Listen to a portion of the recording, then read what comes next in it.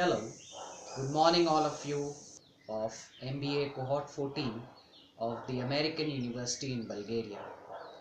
My name is Anurag Jain and I am the chairman of NEEV Social Enterprise, which manufactures herbal products in India.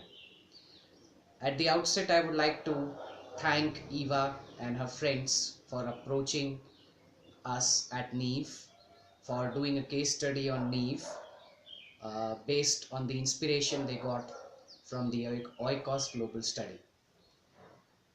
Well, first of all, I would like to define what is social entrepreneurship, since it has become now a word which is used by many people in many different ways. I wouldn't say that there is one correct definition, but I can say what I feel is social entrepreneurship. For me, social entrepreneurship can be most easily defined as a kind of business which is based on a triple bottom line of people, planet, and profit, which means that a social enterprise exists for the people, for the planet, and to make a profit. You see, the part of profit is not very important. What is more important is that it is based on people and planet, which doesn't mean that we do not make a profit, but that is not going to be our main motivation. And this is the biggest difference between an enterprise and a social enterprise.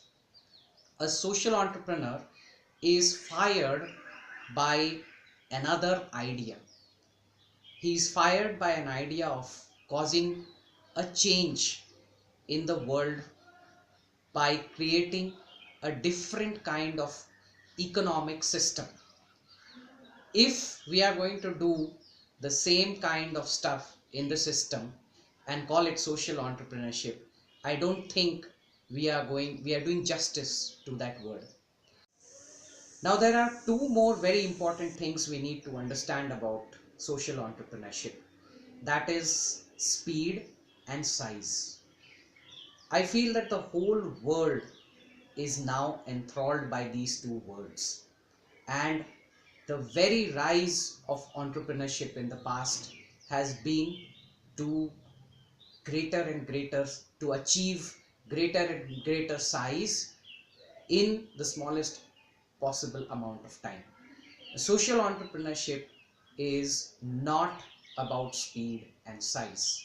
In fact, by according to me, it is exactly opposite of it. It is about going small, going local, and sacrificing speed for an organic growth. Because a social enterprise is not just concerned about action. A social enterprise is concerned with action as well as contemplation. It is not just an activity, it is a way of life. And finally, we come to the third important point, and that is about competition. Entrepreneurship is all about competition. It's all about driving other players out of the market. It is not about cooperation. Social entrepreneurship, on the other hand, is all about cooperation. It's about everybody winning together. And this, I think, is the greatest and the most fundamental difference between social entrepreneurship and entrepreneurship. If this difference is not understood, then we can never hope of creating any change in the world.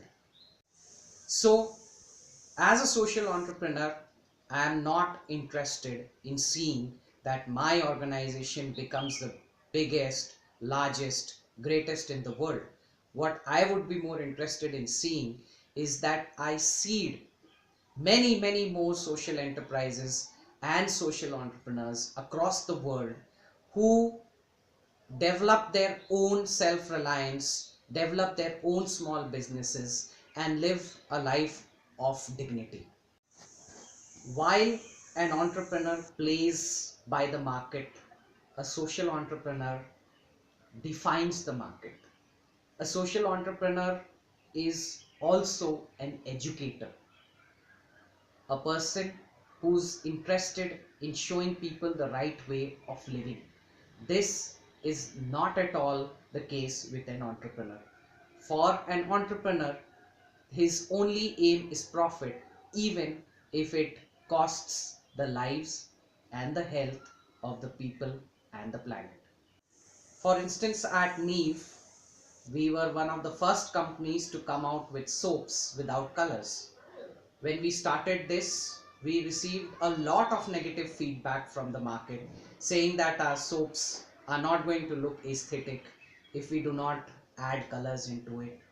But we did a lot of research and found out that there are no natural colors that can stay over a long period of time in soap, and the other options were all chemicals and damaging to the skin. So even despite the fact that it would hurt our profits, we decided to not have any forms of colors in the soap. So it was difficult initially, but over a period of time, we were able to convince the people that this is for their own good and for the good of the environment. And finally, I would like to end by asking ourselves this question: where would all social entrepreneurship lead us to? I would say that a social entrepreneurship is based on a sacred view of life, and entrepreneurship is based on a materialistic view of life. So if we really take social entrepreneurship to its logical end, it would mean that we would end with cities, we would end with what we call civilization, because this entire civilization is based on materialism, competition, profit, and the constant greed to acquire more and more. It is based on a worldview which is divorced from the spirit. If social entrepreneurship has to really make a difference in this world, we have to get the spirit back into this world, and we have to do, and there's only one way to do it: to go back to the villages, to go back to the farms, to go back to the rural handicrafts and arts, to work with our hands, so that we do not make any distinction between the head, heart, and the hands. All of them are equally prized by God.